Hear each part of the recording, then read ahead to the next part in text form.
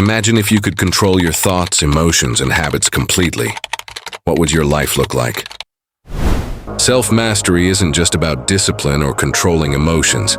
It's the ability to understand, manage, and direct yourself toward a bigger purpose.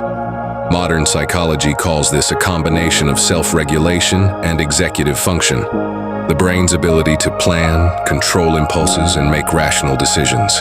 Research from the American Psychological Association shows that people with high levels of self-control are generally happier, healthier, and more successful financially.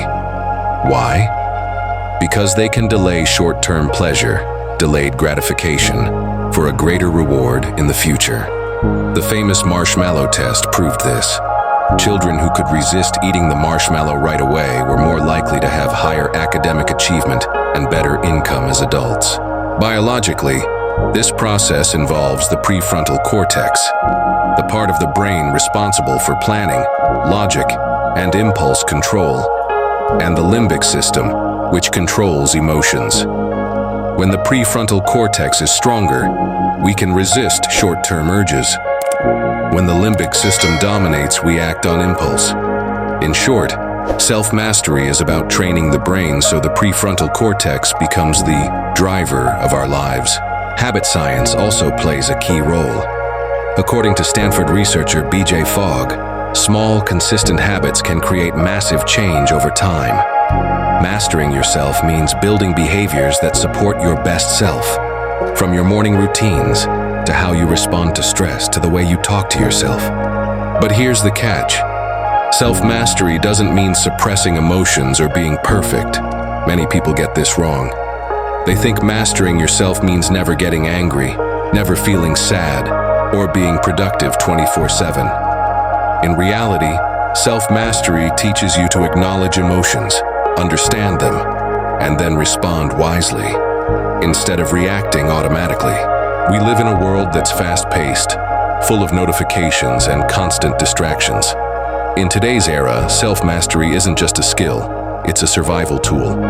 Without it, we become robots, controlled by social media algorithms, instant gratification, and external pressures.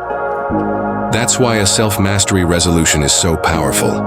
A resolution isn't just a list of things to do, it's a commitment to the person you want to become. For example, instead of simply saying, "I want to exercise more," you shift your identity. "I'm the kind of person who takes care of my health." This matches James Clear's atomic habits idea. The most lasting change happens when it's based on identity, not just goals. So a self-mastery resolution isn't about becoming flawless. It's about training yourself every day to live with awareness and intention.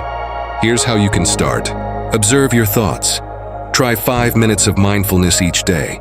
Practice impulse control. Pause before reacting. Count to 3 before responding to anything that triggers strong emotions. Build tiny habits. Focus on one small positive habit first, then grow from there. Write identity-based resolutions. Not just "I want to be healthy," but "I am a person who takes care of my body." Self-mastery is a journey, not a finish line. The more you master yourself, the more control you gain over your life, instead of letting life control you. In the end, the purpose of mastering yourself is to create freedom. Freedom from impulsive reactions, freedom from destructive habits, and freedom to live according to the values you choose.